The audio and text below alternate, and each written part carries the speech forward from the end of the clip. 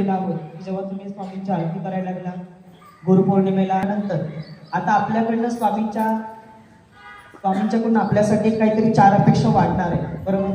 पहिलीच पारी अध्यात्मातली अशी आहे की तो स्वामींवरती तुम्ही आध्यात्मिक सेवा करत असताना जे गुरूंची सेवा करता त्या गुरूंवरती विश्वास पाहिजे, बरोबर. तुम्ही जर परमेश्वराचा विश्वास प्राप्त केला, परमेश्वरावरती भरघोस विश्वास दिला, तर आज तुम्हाला परमेश्वराचं महत्व पटणार. नाहीतर हा कलियुग आता असा चालू आहे की आपण अध्यात्माकडे वळलो की आपल्याला 4 दिवस आपण पारायण केली, 7 दिवसाचं पारायण केलं, व्रत केले की आपल्या अपेक्षा असते की माझा अमुक प्रश्न सुटलाच पाहिजे. पहिली अपेक्षा फळाची असते, बरोबर. मग ती अपेक्षा जर प्रत्येकाला जर वाटत असेल की माझी पूर्ण व्हावी, माझ्या इच्छा पूर्ण व्हाव्या, माझ्या समस्या ज्या काही माझ्या ह्या प्रापंचिक जीवनामध्ये येतात त्या नष्ट व्हाव्या, असं जर प्रत्येकाला वाटत असेल तर आधी सर्वात प्रथम आपलं काम बनतं की आपण स्वामींवरती विश्वास टाकणं गरजेचं, बरोबर. ही आपली सेवा मार्गात अध्यात्मात आलेली पहिली पाहिजे. दुसरी गोष्ट, आज तुम्ही अध्यात्मात आला, स्वामींची सेवा करायला लागला, तुम्ही स्वामींना गुरु करून घेतले. आज त्याच परमेश्वराचं अखंड नामस्मरण तुम्हाला जपता आलं पाहिजे, बरोबर. आणि ह्या कलियुगामध्ये एकमेव परमेश्वराचं नाम आणि नामस्मरण असं साधन आहे ते जर तुम्ही मनापासून जपायला लागला, जपून जपायला लागला, तर 100% आपण एवढ्या मोठ्या पैलतीलावरती जाऊन पोहोचणार आहोत की ज्याची तुम्ही विचारही करू शकत नाही.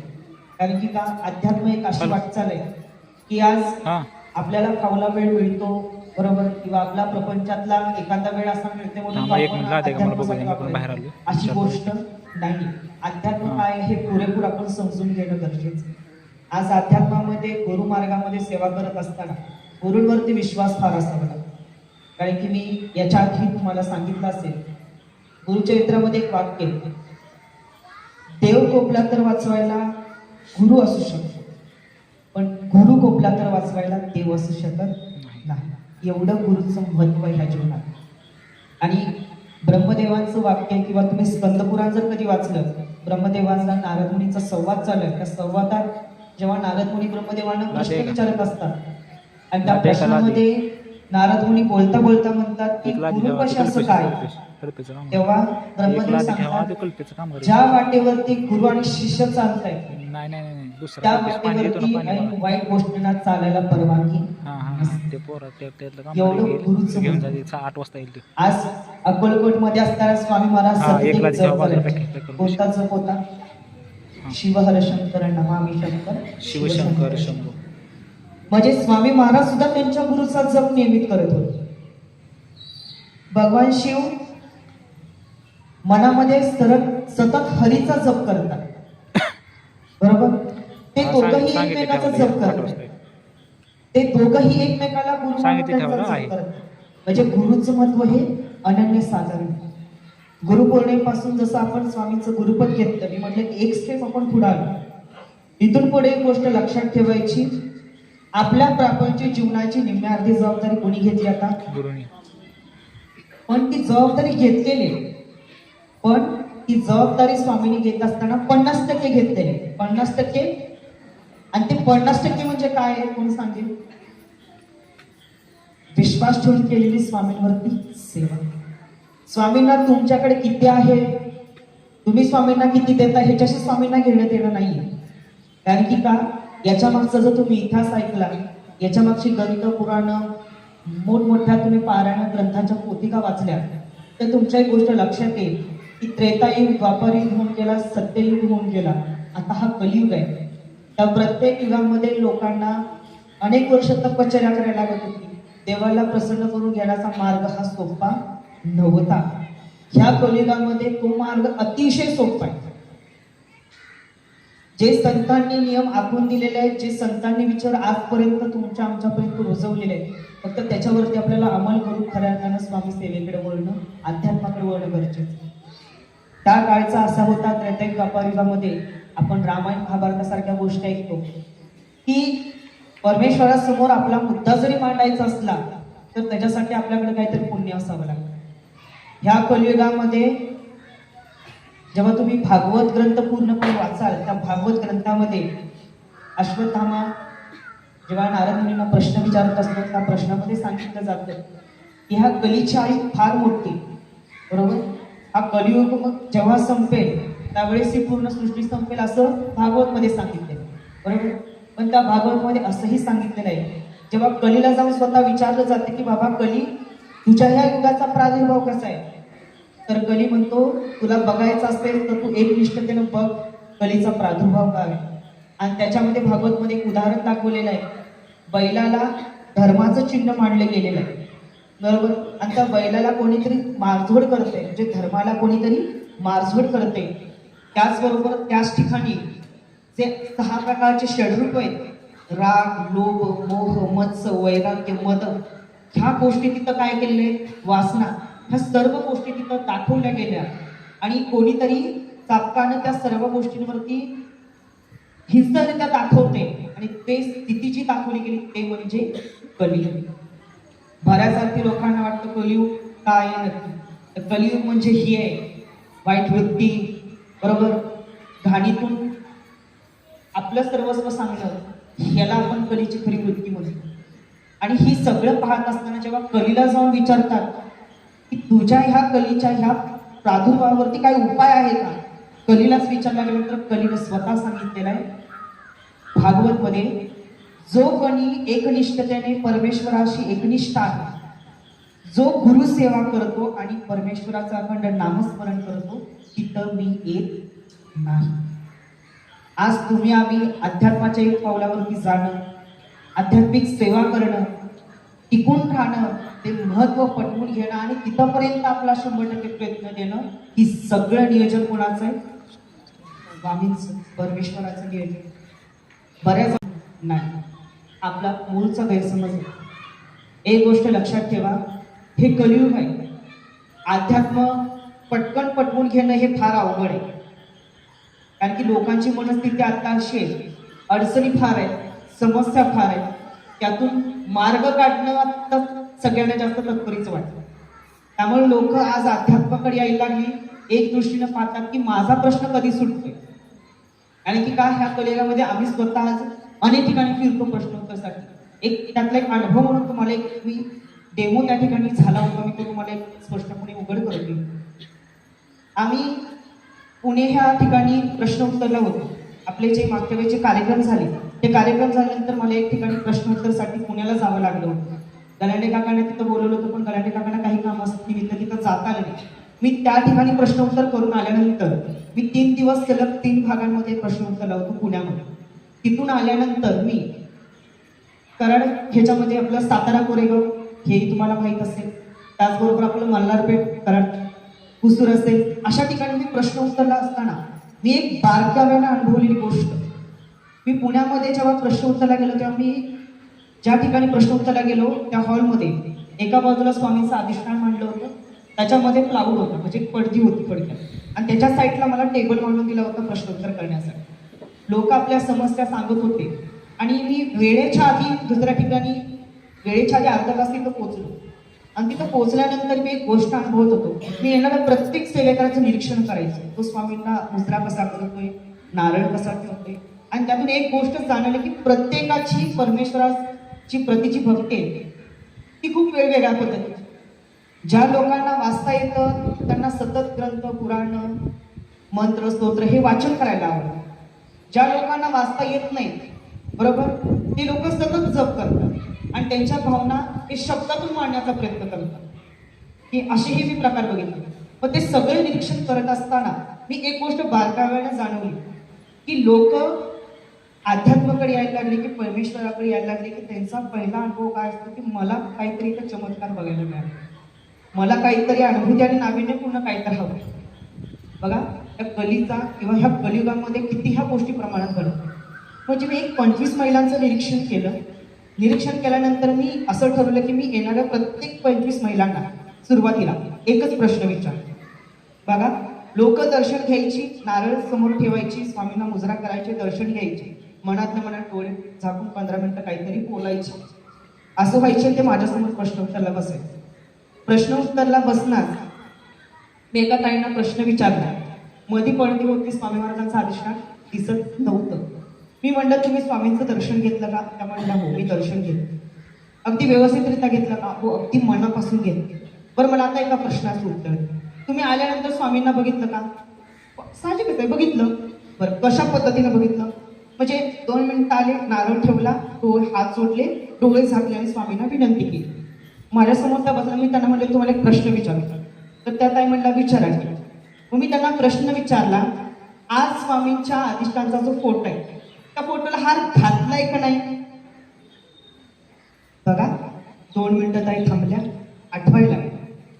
आठवल्यानंतर परत मी विचारलं, ताई स्वामींचा फोटो आहे त्या फोटोला हार घातलाय का नाही? ताईने उत्तर काय द्यावं? अहो एवढं बघितलंच नाही. मग म्हणलं तुम्ही काय केलं? 15 मिनिटं स्वामींच्या समोर उभं राहून तुम्ही काय केलं? बरं, हे 1 तास झालं. ठरवलेलं तर 25 महिलांना मी प्रश्न विचारणार. परत 1 तर झाली, परत 24 महिलांना तोच प्रश्न विचारला. तुम्ही स्वामींच्याकडे बघितलं का? तुम्ही स्वामींसाठी आले का नाही? स्वामींच्याकडे बघितलं. मग मला सांगा, आज स्वामींनी हार घातलाय का नाही? त्या 24 महिलांचं उत्तर काय माहिती? आम्ही एवढं बघितलंच नाही.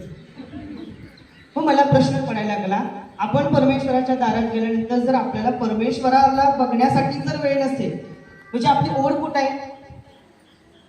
मी आज स्वामींच्या आरतीला जाणार म्हणजे मला काहीतरी स्वामीने अनुभव दिला पाहिजे. त्या अनुभवाकडे जास्त लक्ष. आणि हा त्यांची चूक नाहीये, हे कलियुगच असं आहे की धावपळ, प्रश्नच एवढे आहे की लोकांना परमेश्वरासाठी वेळ नाही. त्रेतायुग द्वापरयुगामध्ये भरपूर वेळ होता, पण त्यावेळेची स्थिती वेगळी. ह्या कलियुगामध्ये जेव्हा कलियुगाने स्वतः ह्या गोष्टी सांगितलेल्या आहेत, त्या पद्धतीने ह्या कलियुगामध्ये आध्यात्मिक सेवा करत असताना आज तुम्ही मनापासून एकाग्रतेने, एक निष्ठतेने स्वामींची सेवा कराल तर 100% तुम्हाला 8व्या दिवशी रिझल्ट मिळणारच. आम्ही स्वतः डोळ्यानं कितीतरी सेवेकरी पाहिलेले आहेत. अगदी गरीब आहे, काहीच परिस्थिती नाहीये, पण स्वामींवरती असा विश्वास आहे की श्वासाश्वासाला पण माझे स्वामीच. ह्या व्यतिरिक्त त्या लोकांना काहीच माहित नाही. त्यांची भक्ती बघून अक्षरशः काही डोळ्यात पाणी येतं की किती रसाळपूर्ण सेवा करत आहे. हा भाव आपल्यामध्ये का नाही, माझ्यामध्ये काय नाही? मी काही वेळेस विचार करतो की खरंच मला हा भाव हवा आहे. मलाही स्वामींची अशी सेवा करायची आहे की माझ्या जन्माचं सार्थक मला स्वामींच्या जन्मापाशी आल्यानंतर मिळायलाच हवं. कारण की का, मला आज माहिती आहे की तुम्हीच घेऊन गेला नाही देव परमेश्वर ही शक्ती अचाट आहे. ह्या शक्तीची तुलना कुठं केली जाऊ शकत नाही. आणि ह्या कलियुगामध्ये लोकांना सहजासहजी महत्व कधी पडतं की इथपर्यंत प्रश्न आले नाही, त्याच्यापर्यंत लोकांना समजत नाही. जेव्हा इथपर्यंत प्रश्न येतो तेव्हा सतत त्यांना वाटतं की मी किती देवाचं करू आणि मला किती अनुभव यावे. ही परिस्थिती निर्माण झाली. म्हणून आज आध्यात्मिक सेवा करत असताना अशा पद्धतीनं करा की ही वेळ आहे ती आपली वेळ आणि ती आपल्याला स्वामी महाराजांनी चालवून दिलेली. आज स्वामींच्या आरतीला येणं, आरती करणं, सेवा करून टिकून राहणं, अध्यात्मामध्ये पूर्णपणे आपल्याला ओतून घेणं, हे सगळं नियोजन स्वामींचं. कारण की का, काहीतरी पाठीशी आपल्या पुरेपूर नाही, शिल्लक आहे. बरोबर. आज इथं तुम्ही आरतीला आलेली सेवेकरी, ह्या मंदिराच्या बाहेर अजून कितीतरी लोक असतील की त्यांना इथं ते माहितीये, पण त्यांचा येण्याचा योग आला का? इच्छा होत असेल मला आरतीला जायचंय, स्वामींच्या आरतीची 6चं टायमिंग झाले, शनिवार आहे, यायची इच्छा भरपूर आहे, पण इथं येण्याचा योग नाही. मग मला सांगा, भाग्यवान कोण आहे? ते का तुम्ही का आम्ही? आपण सर्वजण भाग्यवान आहोत का नाही?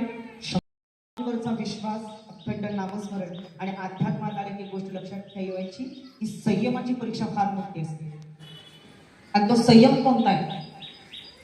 तुम्ही जर म्हणत असाल मी अनेक गोष्टी करेल मग त्याचा संयम असतो, नाही. तुमच्या विश्वासाचा जोडीवरचा जो काही संयम असतो, मी आज स्वामींच्या सेवा करायला असलं की आज माझ्या मुखामध्ये स्वामींचं नाव आलं, आता ते माझ्या मुखातून कोणी बाहेर काढू शकत नाही, की ते मिटवू शकत नाही. कारण की का, मी स्वामींना आपलंसं करून घेतलेलं आहे, मी माझ्या गुरूंना आपलंसं करून घेतलेलं आहे, मी परमेश्वराला आपलंसं करून घेतलेलं. आज या भावनेतून आपण सेवा करणं गरजेचं आहे.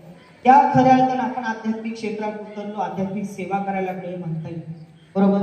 आवाडावपणे करणं, भाजी प्रकार गोवाची हा तर प्रकारच नाही.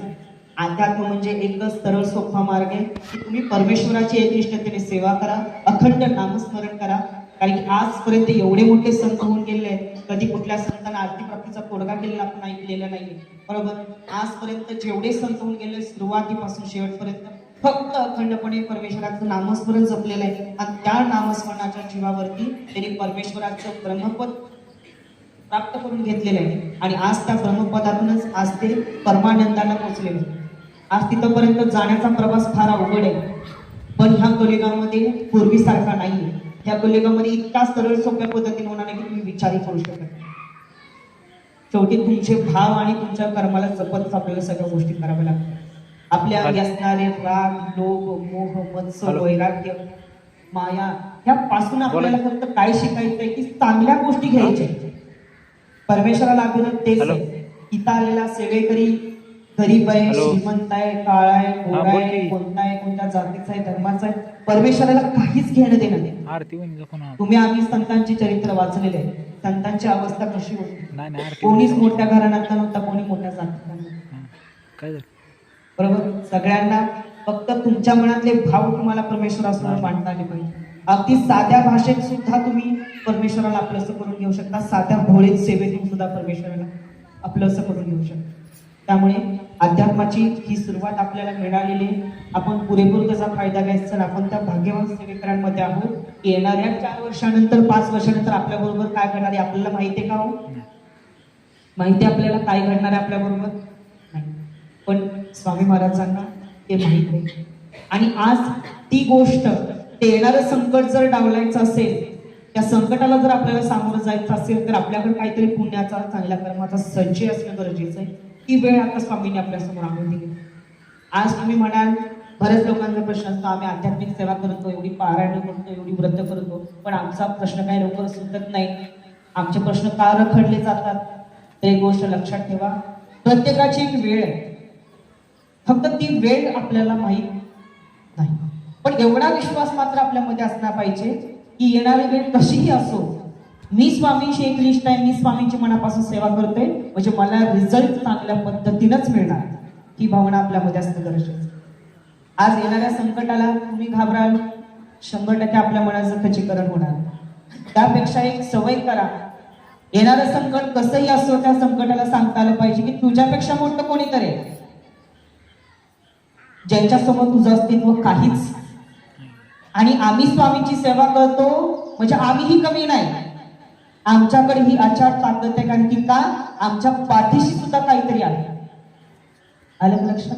त्यामुळे आज या पद्धतीचा विश्वास असणं फार गरजेचं आहे. आणि आवर्जून तुम्ही स्वामींची सेवा करत असताना दिवसातला एक 5 ते 10 मिनिटाचा वेळ काढा आणि स्वामींच्याकडे फोटोकडे बघत तुम्ही 10 मिनिटं स्वामींशी बोला.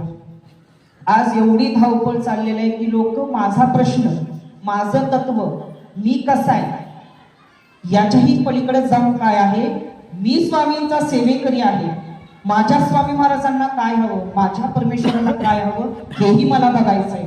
आज स्वामींची सेवा करत असताना धावपळीच्या युगामध्ये तुम्ही मला सांगा, इथं बसलेले सेवेकरी, की तुम्ही 10 मिनिटं दिवसात असे कोण आहेत की वेळ काढून बोलता? होतं का हो बोलणं आपल्याकडून? आमचं बोलणं, आमचा इथं प्रश्न आला की आम्ही 2-2 तास देतो स्वामी, पण त्याच्या आधी आम्हाला वेळ नाही आणि आमची वेळ तिथंच येते. होईल का असं? आपल्याला परमेश्वराची प्राप्ती होईल का? नाही.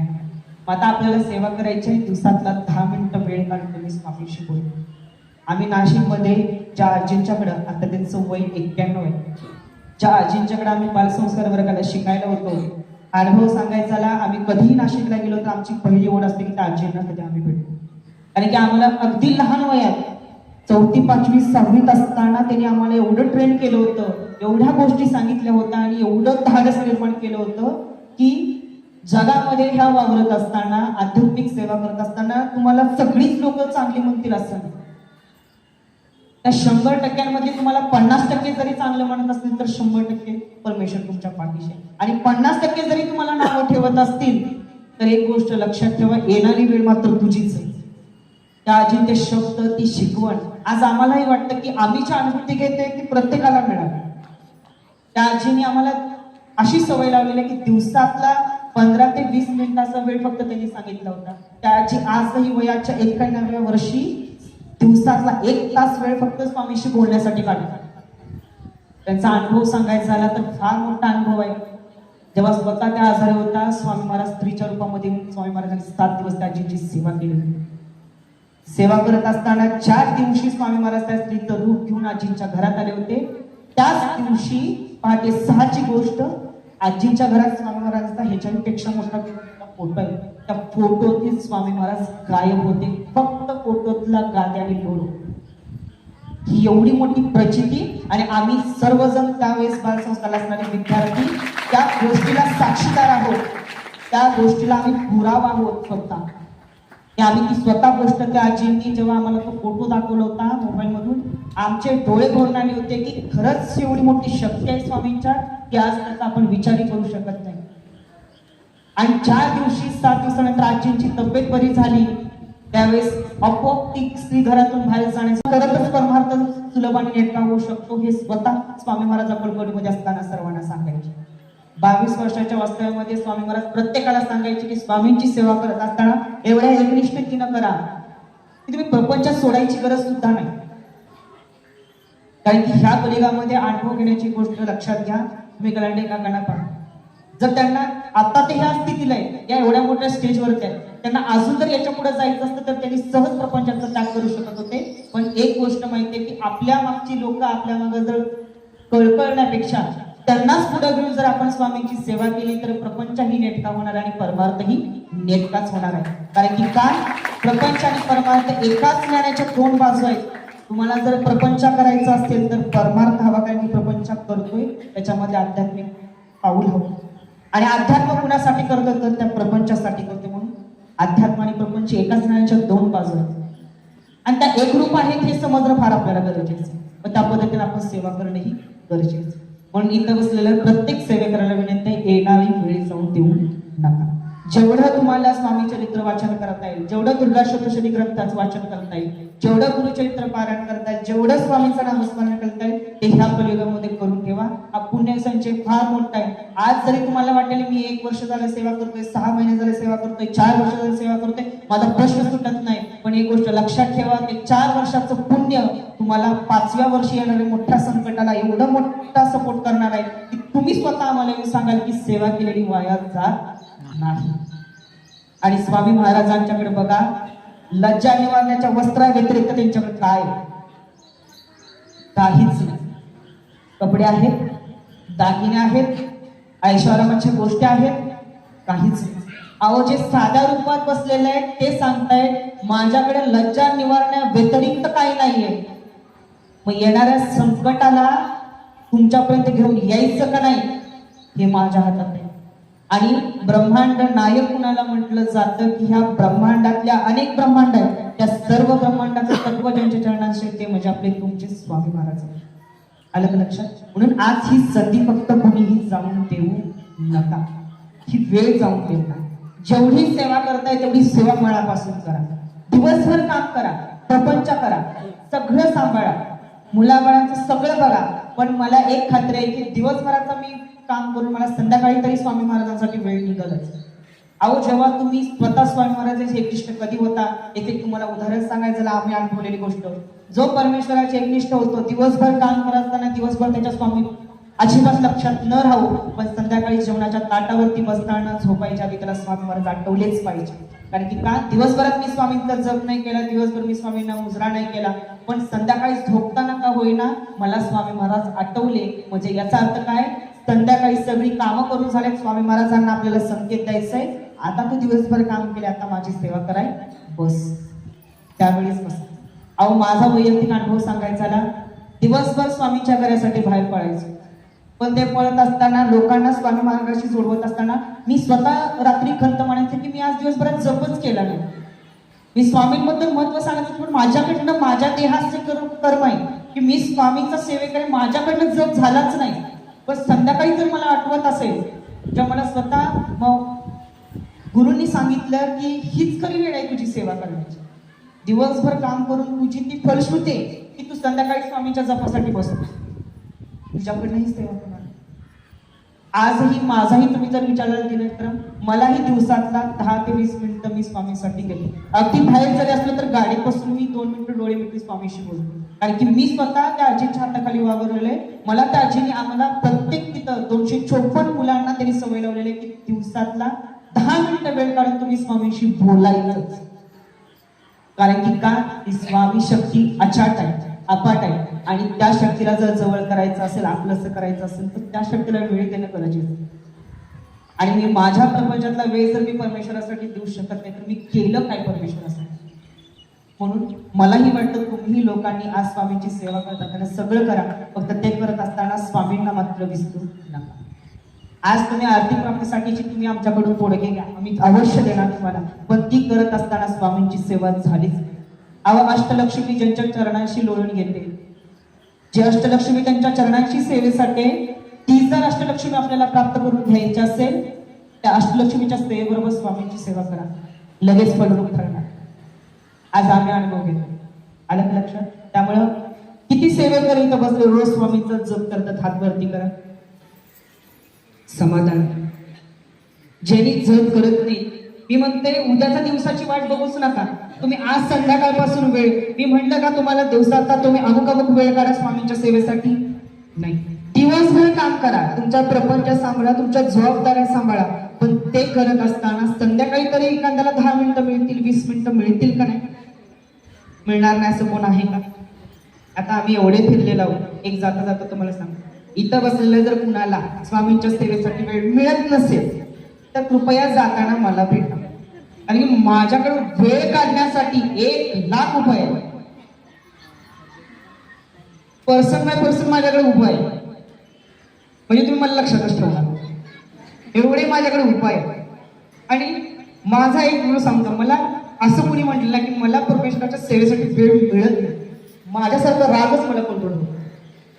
कारण की का, आमच्या हातामध्ये रिमोट आला की टीव्हीचा आमच्याकडे वेळ आला, आमच्या हातामध्ये मोबाईल आला की वेळ आला, 4 मैत्रिणी घरात आला की वेळ आला, आवडीचे पाहुणे आले की वेळ आला.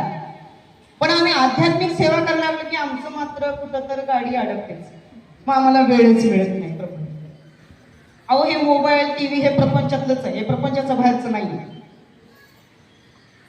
मग आता सर मला सांगा, इथं बसलेलं कोण असं आहे का? जाताना भेटा अवश्य. उपाय मी तुम्हाला भरपूर सांगेन, बरोबर. त्याचबरोबर येणाऱ्या जो आता बुधवार आहे, त्या बुधवारी ग्रुपवरती मेसेज पडला असेल तुमच्या, बरोबर. येणाऱ्या बुधवारी आपण इथं सकाळी 8 वाजल्यापासून संध्याकाळी 5 वाजेपर्यंत विष्णू समुद्रामध्ये शेषशय्येवरती 4 महिने, बरोबर, चातुर्मासातले 4 महिन्यामध्ये हा श्रावण येतो, याच्यामध्ये ते विश्रांतीसाठी जात असतात. आणि ह्या जगाची सगळी जबाबदारी भगवान शिव आणि पार्वतीवरती सोपवून जातात. हा श्रावण महिना, ह्या श्रावण महिन्यामध्ये जी काही आपण मनापासून सेवा करू, जसं की म्हटलं जातं कथा कहाण्यानुसार की ह्या श्रावण महिन्यामध्ये भगवान विष्णू आणि शिव मनुष्य रूपामध्ये येऊन जगत कल्याणाचं कार्य करत असतात, बरोबर. याच्यामध्ये जर आपण ह्या श्रावणाच्या सेवेमध्ये आपल्याला सहभाग घ्यायचा आहे, आपण ह्या मंदिरामध्ये दर सोमवारी सकाळी 10:30 वाजता, बरोबर, सकाळचा अभिषेक हा जास्त फलरूप ठरतो, बरोबर. त्यामुळे आपण शक्यतो तुम्ही वेळ काढा दर सोमवारचा, की आपण ह्याच तुमच्या देवीच्या मंदिरामध्ये सकाळी 10:30 वाजता विशेष अशी पिंडीवरती अभिषेकयुक्त सेवा घेणार आहोत. येताना काय घेऊन यायचं? पिंड, अभिषेकासाठी पळीपेला तांबण, एक रिकामी बॉटल, एक भरलेली बॉटल, एक नॅपकिन, पंचोपचार पूजेचं साहित्य, हळद, कुंकू, अष्टगंध, अक्षता, फुलं, बेलपत्र, बरोबर. ह्या सर्व गोष्टी, भस्म महत्वाचा, ह्या सर्व गोष्टी तुम्ही येताना घेऊन यायचं. दर सोमवारी आपण त्या अभिषेकाची सेवा इथं ठेवणार आहोत. जे काही पुढचं नियोजन असेल, आपल्याला एक आरती सापडते श्रावणाआधीची, त्याही आरतीला इन डिटेल तुम्हाला महत्व माईकवरती आपले प्रतिनिधी जे आहेत पुढं ते तुम्हाला सांगतीलच. तर अशा पद्धतीने आपण ही श्रावणाच्या सेवेचं महत्व इथं पटवून घेऊन आपण ती सेवा भगवान शिवांच्या व पार्वती मातोश्रींच्या चरणांशी आपण रुजू करणार आहोत. त्याचबरोबर येणाऱ्या अमावस्या, कोणत्या अमावस्या आहे? दीपामावस्या. ही आध्यात्मिक अमावस्या झाली. तुमच्या अमावस्या कोणते सांगा बरं, मोठ्याने सांगा बरं. काही जण कवळी म्हणतात, अजून काही कवळी नाही ना, अजून त्याच्या पुढं मला मेन शब्द ऐकायला आला, गटारी अमावस्या. हे कसं विसरता बरं? कोणती अमावस्या आहे बरं? आता मला सांगा, आपण आध्यात्मिक सेवा करतो, इथं बसलेल्या सेवेकरांना एक आध्यात्मिक महत्व सांगतो. आज आम्ही मोठमोठे उद्योगपती बघितलेले आहेत, मोठमोठी लोक बघितलेले आहेत, ते अमावस्या आणि पौर्णिमेला कधीच मंसार करत नाही. कारण की काय माहितीये तुम्हाला, पौर्णिमेला जर घरामध्ये मंसार झालं तर 15 दिवसाचं पुण्य नष्ट होतं. आणि आमोशाला ज्या घरामध्ये संसार होतो त्या घराचं वर्षभराचं पुण्य नसतो, ते त्रिकालबाधित सत्य. त्यामुळं येणारी अमावस्या ही गटारी अमावस्या नसते, ही तुमची आमची गटारी. मूळची ती दीप अमावस्या आहे. त्या दिवशी आपल्या घरामध्ये असणारे जुने नवीन पुराणे सगळे दिवे आपण बाहेर काढतो, स्वच्छ धुवून घेतो. त्या दिव्यांमध्ये वात स्वच्छ नवीन घालून आपण दिवे ते प्रज्वलित करतो घरामध्ये. त्या घरामधल्या दिव्यांची पंचोपचार पूजा आपण करत असतो. त्या दिव्यांना आपण पिवळी फुलं, दुर्वा, आघाडा, बरोबर त्याचबरोबर बेलपत्र हे आपण 4 महत्वपूर्ण वनस्पती त्या दिव्यांना अर्पण करत असतो. पहिली गोष्ट, देवासमोर दिवा लावला जातो म्हणजे अंधकार म्हणजे वाईट गोष्टींवरती विजय मिळवला जातो, पहिली गोष्ट. दुसरी गोष्ट, दिवा म्हणजे हे लक्ष्मीचं प्रतीक आहे, त्यामुळे आपण त्याची पूजा करतो. आणि दिव्याचं पूजन ज्या घरात होतं त्या घराची वंश परंपरा वाढीस लागते, हे त्याच्या मागचं महत्व आहे. आणि त्या दिवशी आपण आघाडा, पिवळी फुलं, दुर्वा, बेलपत्र का दिव्यांना अर्पण करतो? वंश परंपरा घराची वाढती राहावी, घरातले वंश परंपरेनुसार चालणारे आमचे कर्ते पुरुष व्यवस्थित राहावे. घरातला कर्ता पुरुष व्यवस्थित तर घर व्यवस्थित. अगदी व्यसनापासून असो, वाईट संगतीपर्यंत असो, कोणत्याही गोष्टीचा त्याला स्पर्श होऊ नये म्हणून ह्या दीपामावस्येला आपण दिव्यांचं प्रज्वलन करून ती सेवा घेत असतो. त्याचबरोबर धोंडेवाडीला आपण अमावस्येची विशेष सेवाही ठेवलेली आहे. त्याही सेवेला तुम्हाला येता आलं तर अवश्य या. त्याही सेवेचा भरघोस असा रिझल्ट फार मोठा आहे. वैयक्तिक आम्ही तर फार ह्या 3 अमावस्येमध्ये जब्बर आठवा स्वामींचा घेतलेला आहे. त्यामुळे आम्ही कळकळून सांगतो की आवर्जून तुम्ही सर्वांनी नियोजन करून धोंडेवाडीला याच अमावस्येच्या सेवेत ह्या अशा पद्धतीने ह्या अमावस्येची सेवा आपल्याला स्वामींच्या रुजू करायची आहे. अमावस्येच्या ह्या दीप अमावस्येचं महत्व पटवून आपल्याला त्या पद्धतीनं सेवा करायची आहे. आलं का लक्षात? दीप अमावस्येला आपल्याला काय करायचंय? दिव्यांचं पूजन हे सकाळपासून करायचं आहे. बरेच लोक दीप अमावस्या म्हणले की सकाळी पोटभर खायचं, संध्याकाळी आंघोळ करायची आणि दिव्याचं पूजन करायचं. आंघोळ केली ते पोटात असलेलं कुठं गेलं, चुकीची प्रथा आणि चुकीचा त्याला सपोर्ट, हे फार वाईट आहे. उघडपणे सांगणे त्या दिवशी तुम्ही करू नका. मी असं म्हणत नाही तुम्ही खाऊ नका. अमावस्या झाली ना, एवढं मोठं पात्र भरून घरात काही आमचं म्हणणे नाही. फक्त एक आध्यात्मिक आपण सर्वजण सेवा करतोय आज, त्या दिवशी मात्र कुणी करू नका. कळकळीत सांगते, अजिबात करू नका. त्याच्यात दुसऱ्या दिवशी मी काय म्हणतोय, 2 राहू दे 4 पोटी पातेली भरून खावा, काही सुद्धा आमचं म्हणणं नाही. बरोबर, आम्ही तुम्हाला अडवूही शकत नाही. ज्याच्या त्याच्या इच्छेचा प्रश्न, बरोबर, त्याही पापाला आम्ही तरी होणार नाही. फक्त एकच सांगणे, दीप अमावस्येला घरामध्ये मांसाहार करू नका. आणि महत्वाचं एक करून ठेवा, दीप अमावस्या ही गटारी अमावस्या. ते गटारामध्ये पडणाऱ्यांनी गटारी केली. शास्त्रात कुठेही त्याला गटारी अमावस्या म्हटलं जात. आपल्या आराधनेचं मंदिर आहे ते, ह्या मंदिरासारखं मंदिर नाही. बरेच लोक आम्हाला प्रश्न विचारतात की मग मंदिरामध्ये पिंडला नाग असतो, नंदी असतो, मग घरात का चालत नाही? तर एक गोष्ट लक्षात ठेवा, बैल हे धर्माचं जरी प्रतीक असलं तर त्याचं स्थान भगवानच्या मुख्य मंदिरामध्येच आहे, घरात नाही. नागाचं सुद्धा स्थान हे मुख्य मंदिरात आहे, घरात नाही. बऱ्याच वेळा आजाराचं प्रमाण आपल्या घरामध्ये वाढतं, त्याचं कारण ती पिंड आहे. पोकळ पिंड, पिंडीला तडे झालेले असतात, पोकळ असल्यामुळे आतून गंजत जाते. मला सांगा, दिसताना योग्य वाटते, ऐकताना तुम्हाला योग्य वाटते का ही गोष्ट? ती घरात चालेल का? आता ह्याचा तुम्ही विचार करा. आलं का लक्षात? जर कुणाला आपली पंचधातूची भुरी पिंड पाहिजे असेल तर आता मागे स्टॉलवरती ती पिंड उपलब्ध आहे. जरी त्या पिंडी कमी पडल्या तर पुढच्या तुमच्या श्रावणाच्या सेवेच्या आधी आपण तुम्हाला इथं मंदिरामध्ये पोहोच करू. आलं का लक्षात सर्वांच्या? पण अशा पद्धतीची पिंड घरामध्ये ठेवूनच आपण सेवा करा. अशी पिंड ठेवून तुम्ही सेवा करा आणि मला ही रुद्राचं महत्व सांगा. आता हे रुद्र सेवा जी आपण सोमवारी घेणार आहोत, आता हे रुद्र फार गोष्टींवरती चालतं. पौराणिक महत्व सांगायचं झालं तर त्यानं सांगायलाच नको, नाहीतर उद्या परत काय व्हायचं, अडचण आमचीच कोडी व्हायची. महत्वाचं एक गोष्ट लक्षात घ्या, पिंडीवरती आपण रुद्राभिषेक घेतो आणि ते तीर्थ आपल्या घरामध्ये 18 खोड्याची लोक असतात. बेसनी, तापट, चिडचिडी, रागिडी, वाईट संकेती, अशा व्यक्तींना जर आपण हे रुद्राचं तीर्थ दिलं तर ती व्यक्ती शांत होईल. हे श्रावणापुरतच मर्यादित असं नाही, तुम्ही वर्षभर त्या व्यक्तीला व्यसन करणाऱ्या तापट हट्टी व्यक्तीला जरी तुम्ही पिंडीवरती रुद्राध्यायाचं रुद्रपठण संस्कृत मधलं किंवा संस्कृत नाही जमलं तर मराठीतलं तर कमीत कमी का होईना तुम्ही रुद्रपठण करून फक्त प्लेन पाण्याचा अभिषेक घालून आपण ते तीर्थ देऊ शकता. आलं लक्षात? त्या दिवशी जो आपला अभिषेक होणार तो प्लेन पाण्याचाच होणार, कारण की का पाण्याचं तीर्थ हे आपल्याला जास्त दिवस वापरता येतं. दुधाच्या तीर्थामध्ये काय प्रकार होतो, दिवस मावळला की त्याच्यामध्ये किटाणू तयार होतात, कारण दही आपला हात लागणार त्याला, बरोबर, म्हणजे ते दूध तर अमृत इतकं पवित्र आहे, पण आपला हात लागून त्याच्यातून किटाणू तयार होतात, मग ते आपल्याला तीर्थ घेण्यालायक राहत नाही, म्हणून आपण तो अभिषेक शक्यतो घेणार नाही. तुम्ही घरी गेल्यानंतर 2 चमचे तुम्ही दही दूध अर्पण करून स्वच्छ ते परत झाडाला अर्पण तुळशीला अर्पण करून देऊ किंवा बेलपत्राच्या झाडाला अर्पण करून देऊ शकतो. पण अभिषेकामध्ये शक्यतो दूध दह्याचा वापर करायचा. पाण्याचा वापर केला तर 2 दिवस तुम्हाला ते तीर्थ वापरण्यासाठी. आलं का लक्षात? तर अशा पद्धतीने ह्या तीर्थाचा आपल्याला उपयोग करून घ्यायचा आहे, बरोबर. म्हणून आवर्जून ज्या घरात खरंच व्यसनाचं प्रमाण आहे तर आवर्जून सोमवार ते ह्या सामुदायिक सेवेला तुमचं महत्व द्या, सहभाग घ्या. आलं का लक्षात सर्वांच्या? तर अशा पद्धतीने ह्या सर्व गोष्टींचं सूचनांचं पालन करा. आपण सर्व सेवेकरांनी स्वामीच्या सेवेमध्ये सहभाग घेऊन त्या पद्धतीने सर्वांनी स्वागत, आपण त्या पद्धतीनं सर्वांनी त्या गोष्टीचं खरंच नियमानं पालन करून घ्या. आपला सहभाग जास्तीत जास्त त्या सेवेमध्ये द्यायचंय. सर्वांनी न चुकता, फक्त मागास सांगितलेली गोष्ट, आपल्याकडून स्वामींचं नामस्मरण हटलं गेलं नाही पाहिजे. रोजच्या रोज नियमितपणे आपण स्वामींचं जप आणि सेवा करायला तत्पर राहणं गरजेचं आहे. श्री स्वामी समर्थ. 2 मिनिटं उठू नका फक्त कोणी.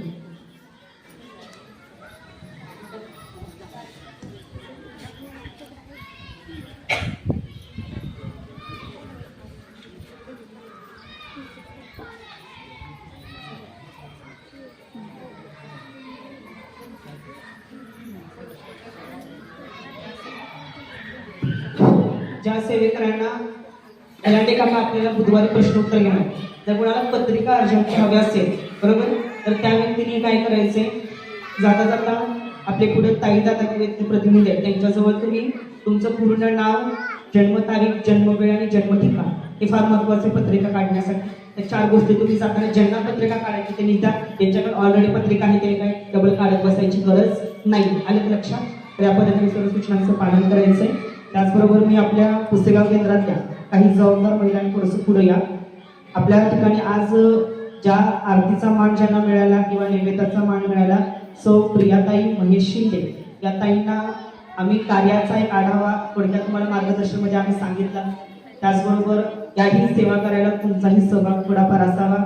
तुम्हीही स्वामींच्या सेवेमध्ये थोडंसं तत्पर राहू, आम्हा सेवेकरांना सहकार्य करावं ही मी तुम्हाला विनंती करतो. श्री स्वामी समर्थ. आज ताईंना फोटो देऊ मी तुम्हाला केंद्राची एक ओझरती गोष्ट, ओझरता आशीर्वाद स्वामींचा तुम्हाला देण्यासाठी मी विनंती करतो.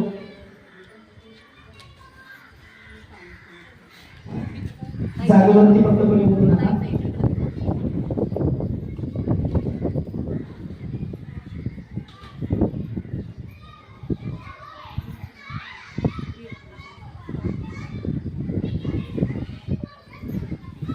श्री स्वामी समर्थ.